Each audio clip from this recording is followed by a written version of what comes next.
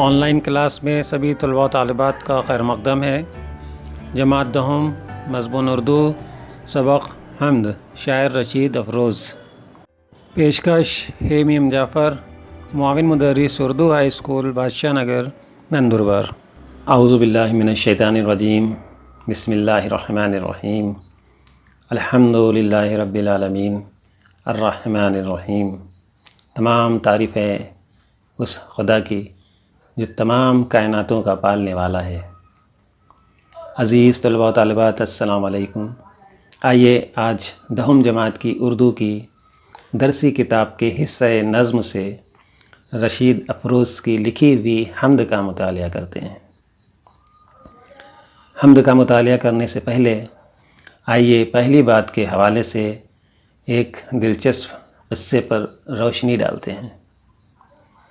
کہتے ہیں کسی ملک میں ایک بادشاہ ایسا بھی گزرا ہے جسے اپنی تعریف قطعی ناپسند تھی۔ ایک دن اس کے دربار میں ایک شاعر اپنی کسی غرض سے آ پہنچا۔ آداب شاہی کے مطابق سلام کرنے کے بعد عرض کیا، حضور عالی، میں جانتا ہوں کہ آپ سارے بادشاہوں میں اس لحاظ سے مختلف ہیں کہ آپ کو اپنی تعریف بالکل پسند نہیں، اس لیے میں آپ کی شان میں تعریفی کلمات ادا کیے بغیر ہی اپنی ضرورت بیان کرتا ہوں۔ بادشاہ کو اس کا انداز تخاطب پسند آیا۔ بادشاہ نے کہا، تم سچ کہتے ہو، اور اس کی ساری ضرورت پوری کر دی۔ عزیز طلباء، اگر آپ غور کریں تو آپ محسوس ہوگا کہ کھلے طور پر نہ صحیح اس عقل مند بادشاہ نے ایک خوبی بیان کر کے بادشاہ کی تعریف کر ہی ڈالی جو بادشاہ کو پسند آئی۔ یہ حقیقت ہے کہ تعریف کرنے والا تعریف سننے والے کے دل میں جگہ بنا لیتا ہے۔ البتہ جھوٹی تعریف سے ہمیں پرہیز کرنا چاہیے۔ عزیز طلباء، اگر صدق دل سے ہم اللہ تعالیٰ کی تعریف، توصیف، اس کی ثنا بیان کریں تو اللہ تعالیٰ بھی خوش ہوتا ہے اور اپنی عنایات، اپنے کرم اور اپنے انعامات سے ہمیں نوازتا ہے۔ آئیے دیکھتے ہیں حمد کسے کہتے ہیں۔ دراصل لفظ حمد عربی زبان سے ماخوذ ہے، جس کے معنی ہے تعریف کرنے کے۔ اصطلاح میں اللہ تعالیٰ کی تعریف کرنے کو حمد کہا جاتا ہے۔ حمد اردو شاعری کی ایک مقبول ترین صنف کا نام ہے، جس میں شاعر اللہ تعالیٰ کی تعریف، توصیف اور اس کی عظمت بیان کرتا ہے۔ اللہ تعالیٰ ہماری کائنات اور اس جیسی ہزارہ کائناتوں کا خالق ہے۔ اسی نے ہر شے کو پیدا کیا ہے۔ شاعروں کے قلم میں تاثیر بھی اسی کی عطا ہے۔ حمد میں شاعر اللہ تعالیٰ کی قدرت بیان کرتا ہے اور اس کی مختلف صفات کا ذکر کرتا ہے۔ خدائے بزرگ برتر جو پروردگار عالم اور کارساز بھی ہے، اپنی مخلوقات پر مہربان ہے۔ کائنات کی ہر چیز سے اس کی قدرت اور کاریگری ظاہر ہے۔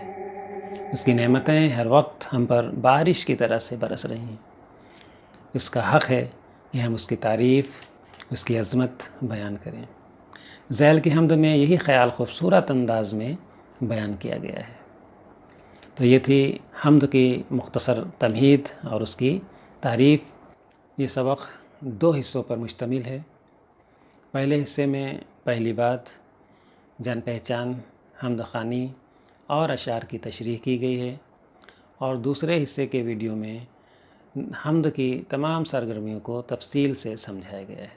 ایک بات نہ بھولیں، وہ یہ کہ اس ویڈیو کو زیادہ سے زیادہ اپنے دوستوں میں شیئر کریں اور اسے لائک کریں، سبسکرائب کریں اور بیل آئیکن دبانا نہ بھولیں تاکہ نئے ویڈیوز کی نوٹیفیکیشن آپ تک پہنچتی رہیں۔ تو آئیے اب شروع کرتے ہیں مصنف کی جان پہچان اور اس کا تعارف۔ رشید افروز 1 اکتوبر 1945 کو احمد آباد میں پیدا ہوئے۔ ان کا اصل نام شیخ عبدالرشید ہے۔ انہوں نے آرٹس اور کامرس میں ماسٹر کی ڈگریاں حاصل کی ہیں اور وکالت کی ڈگری بھی رکھتے ہیں۔ کچھ برس وہ احمد آباد کے انجمن ہائی اسکول میں ریاضی کے مدرس رہے، پھر بینک آف بڑودہ میں ملازمت کرنے لگے۔ رشید افروز سینئر مینیجر کے عہدے سے وظیفہ یاب ہوئے ہیں۔ ان کی شاعری کا مجموعہ نفی نام سے شائع ہو چکا ہے۔ انہوں نے بعض مضامین کا گجراتی زبان میں ترجمہ بھی کیا ہے۔ طلبہ اب پیش ہے حمد خوانی۔ رہگزر کوئی ہو منزل کا تقاضا تو ہے، دل نے جس وقت جہاں دل سے پکارا تو ہے، چشم بینا کو بصیرت، دل محزون کو یقین، ڈوبتی آس کو تنکے کا سہارا تو ہے،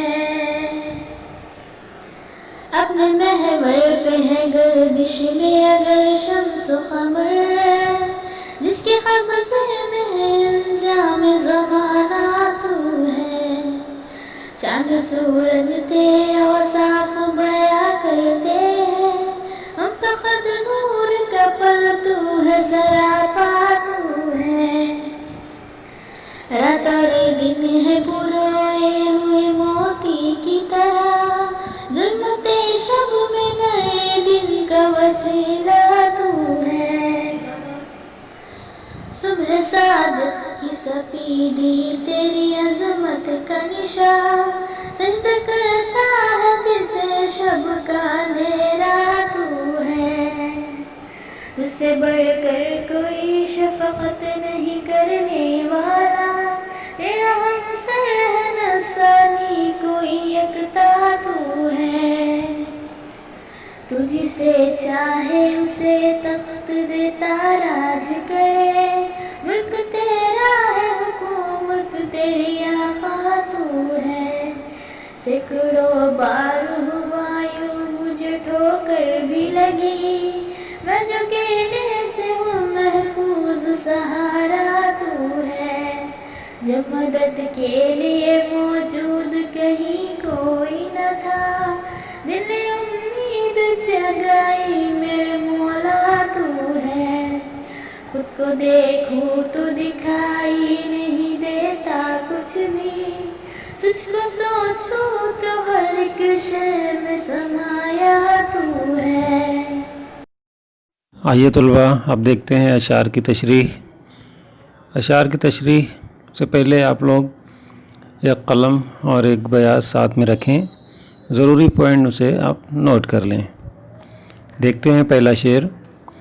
رہگزر کوئی ہو منزل کا تقاضا تو ہے، دل نے جس وقت جہاں دل سے پکارا تو ہے۔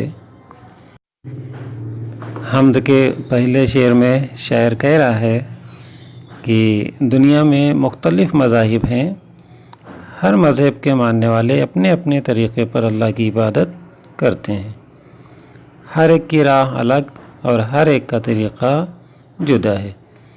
شاعر کہتا ہے کہ چاہے کوئی طریقہ ہو لیکن مقصد سب کا ایک ہی ہے، اور وہ ہے اللہ تعالیٰ کی اطاعت اور اس کی فرما برداری۔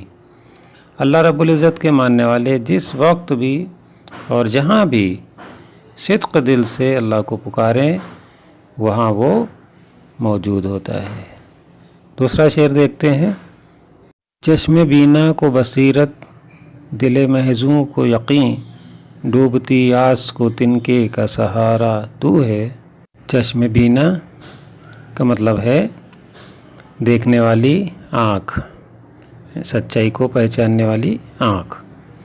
بصیرت کا مطلب ہے عقل و فہم، اور محزوں، دل محزوں مطلب غمگین دل۔ دیکھتے ہیں تشریح۔ شاعر اس شعر میں فرماتا ہے کہ اے اللہ، تو مایوس اور نا امید دلوں کی آس ہے، تو ہی ان کا آخری سہارا ہے۔ مطلب یہ کہ آدمی چاہے کتنی ہی پریشانیوں میں ہو، مگر اس کی امید اور آس اللہ ہی کی ذات سے لگی رہتی ہے، وہی اس کی آنکھوں کا نور اور اس کے مایوس اور غمگین دل کا یقین ہے۔ اگلا شعر۔ اپنے محور پہ ہیں گردش میں اگر شمس و قمر، جس کے قبضے میں ہے انجام زبانہ تو ہے۔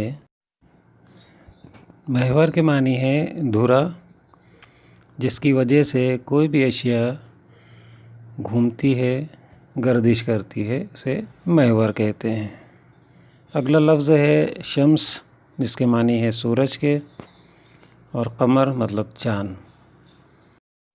شاعر فرما رہا ہے کہ اللہ تعالیٰ ہی اس کائنات کا خالق اور مالک و مختار ہے۔ کائنات کی ہر شے اسی کے تابع ہے۔ چاند، سورج، زمین سبھی اس کے حکم سے اپنے اپنے محور پر گردش کر رہے ہیں۔ انجام زمانہ یعنی کائنات کے اختتام کا اختیار اسی کے قبضے قدرت میں ہے، وہی تو آخرت کا مالک ہے۔ اگلے شعر کی طرف بڑھتے ہیں۔ چاند سورج تیرے اوصاف بیاں کرتے ہیں، ہم فقط نور کا پرتو ہیں، سراپا تو ہے۔ پہلے مصرعے میں اوصاف جو وصف کی جمع ہے، جس کے معنی خوبی کے ہیں۔ اسی طرح سے پرتو، جس کا مطلب ہے سایہ، اور ایک لفظ ہے سراپا۔ سراپا مطلب سر تا پا، یعنی سر سے پیر تک، مطلب اول تا آخر۔ اب دیکھتے ہیں تشریح۔ شاعر کہتا ہے کہ اے اللہ تعالیٰ، تو ہی سراپا نور ہی نور ہے، کائنات کے ذرے ذرے میں تیرا ہی نور بکھرا ہوا ہے۔ چاند، سورج، ستارے، سیارے سب میں تیرا ہی نور بکھرا ہوا ہے، سب تیرے ہی نور سے روشن ہے۔ سراپا نور تو ہی تو ہے۔ شاعر کہتے ہیں کہ ہم صرف پرتو ہیں، یعنی سایہ ہیں، یعنی ہم کچھ بھی نہیں، جو کچھ ہے بس خدا اور اس کی ذات ہے۔ آئیے دیکھتے ہیں اگلا شعر۔ رات اور دن ہے پروئے ہوئے موتی کی طرح، ظلمت شب میں نئے دن کا وسیلہ تو ہے۔ طلبہ، ظلمت کا مطلب ہوتا ہے تاریکی، اندھیرا۔ اس شعر کی خاص بات یہ ہے کہ اس میں 2 صنعتیں ہیں۔ پہلی صنعت ہے صنعت تضاد، جس کے لفظ ہیں رات اور دن۔ دوسری صنعت ہے صنعت تشبیہ، یہاں پر رات اور دن کو تشبیہ دی گئی ہے موتی سے، موتی کی طرح۔ اب دیکھتے ہیں اس کی تشریح کہ شاعر رشید افروز فرماتے ہیں کہ اے اللہ، رات اور دن کو تو نے موتی کی طرح پرویا ہے، تیرے ہی حکم سے رات اور دن بدلتے رہتے ہیں۔ تو ہے جو دن کی سفیدی سے رات کو اور رات کے اندھیرے سے دن کو نکالتا ہے۔ بڑھتے ہیں اگلے شعر کی طرف۔ صبح صادق کی سفیدی تیری عظمت کا نشاں، سجدہ کرتا ہے جسے شب کا اندھیرا تو ہے۔ شاعر کہتا ہے کہ اے اللہ، تو بہت عظیم، بہت بڑا ہے، بہت ہی عظمت والا ہے۔ شب کا اندھیرا اور صبح کی سفیدی تیری عظمت کا بین ثبوت ہے۔ آئیے دیکھتے ہیں اگلا شعر۔ تجھ سے بڑھ کر کوئی شفقت نہیں کرنے والا، تیرا ہمسر ہے نہ ثانی کوئی یکتا تو ہے۔ ہمسر کے معنی ہے برابری کرنے والا، اور ایک لفظ آیا ہے ثانی۔ ثانی مطلب اس جیسا دوسرا۔ آگے دیکھتے ہیں تشریح۔ شاعر رشید افروز اس شعر میں کہتے ہیں کہ اے اللہ، تو بے شک یکتا اور بے مثال ہے، تیرا کوئی ہمسر، کوئی ثانی نہیں ہے، کچھ تجھ جیسا کوئی دوسرا نہیں ہے، تو سب مہربانوں سے زیادہ مہربان ہے، تجھ سے بڑھ کر کوئی شفیق اور نہ مہربان ہے۔ اگلے شعر کی طرف بڑھتے ہیں۔ تو جسے چاہے اسے تخت دے تاراج کرے، ملک تیرا ہے حکومت تیری آقا تو ہے۔ لفظ تاراج کے معنی ہے برباد کرنا۔ اب دیکھتے ہیں اس کی تشریح۔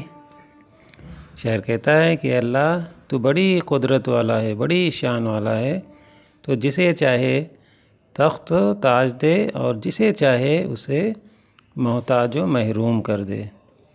تو ہی اس کائنات کا مالک ہے، ساری کائنات میں تیری ہی حکومت ہے، تو ہی واحد حکمراں ہے، تیری ہی رحمت سے بادشاہ فقیر اور فقیر بادشاہ ہو جائیں۔ اگلے شعر کی طرف بڑھتے ہیں۔ سینکڑوں بار ہوا یوں مجھے ٹھوکر بھی لگی، میں جو گرنے سے ہوں محفوظ سہارا تو ہے۔ تشریح اس طرح سے ہے کہ شاعر شعر میں کہتے ہیں کہ اے اللہ، سینکڑوں بار ایسا ہوا ہے کہ میں ہزارہا پریشانیوں اور مصیبتوں میں گھرا رہا، ان مصیبتوں سے میری زندگی اجیرن بن گئی، ایسے میں تو نے مجھے سہارا دیا۔ مطلب یہ کہ اللہ تعالیٰ کائنات کی ہر چیز میں ہر ذرے کو سہارا دیتا ہے۔ آئیے بڑھتے ہیں اگلے شعر کی طرف۔ جب مدد کے لیے موجود کہیں کوئی نہ تھا، دل نے امید جگائی میرے مولا تو ہے۔ تشریح دیکھتے ہیں۔ شاعر اس شعر میں کہتا ہے کہ جب میں مصیبتوں میں مبتلا تھا، اس وقت میری مدد کرنے والا کوئی بھی موجود نہیں تھا، تب میرے دل نے مجھے امید دلائی کہ کوئی نہیں ہے تو کیا ہوا، میرا مددگار میرا پروردگار عالم ہے۔ مطلب یہ کہ اگر کوئی مصیبت میں صدق دل سے اللہ تعالیٰ کو پکارے تو اس کی مدد شامل حال ہوتی ہے۔ آئیے بڑھتے ہیں آخری شعر کی طرف۔ خود کو دیکھوں تو دکھائی نہیں دیتا کچھ بھی، تجھ کو سوچوں تو ہر ایک شے میں سمایا تو ہے۔ حمد کے اس آخری شعر میں شاعر کہتا ہے کہ اگرچہ اللہ مجھے کہیں دکھائی نہیں دیتا، مگر جب غور کرتا ہوں تو وہ ہر شے میں سمایا ہوا نظر آتا ہے، ہر ذرے میں مجھے محسوس ہوتا ہے۔ مطلب یہ کہ اللہ اگرچہ ظاہری آنکھوں سے دکھائی نہیں دیتا، مگر وہ ہر جگہ موجود ہے۔ عزیز طلباء و طالبات، یہ تھی حمد کے اشعار کی تشریح۔ امید ہے آپ کے سمجھ میں آ گئی ہوگی۔ یہ سبق یہیں پر تمام ہوتا ہے۔ حمد کی سرگرمیوں کے لیے دوسرا حصہ جو ویڈیو کا ہے اسے دیکھنا نہ بھولیں۔ انشاءاللہ بہت جلد آپ کے واٹس ایپ گروپ پر سینڈ کیا جائے گا۔ تب تک کے لیے اللہ حافظ۔